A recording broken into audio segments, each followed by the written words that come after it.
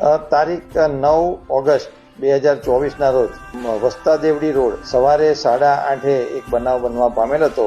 એક દીપુન જૈના નામનો ઈસમ આવીને લેડીઝનો હાથ પકડીને એને ખેંચીને લઈ જતો હતો, પરંતુ ચિંતન પટેલ નામના એક રહીશ છે જે શાંતિ નિકેતન સોસાયટીની આસપાસ રહે છે, એમણે પોતે હિંમત બતાવી એ વ્યક્તિનો હાથ પકડી અને એને ધક્કો મારતા જે વિક્ટીમ બેન છે એને ચુંગલમાંથી છોડાવી લઈ હતી અને એ જે દીપુન જૈના સાથે ઝપાઝપી કરતા એની બ્લેડ ચિંતનભાઈના હાથ ઉપર વાગતા તેમના હાથ ઉપર 15 ટાંકા આવેલા છે.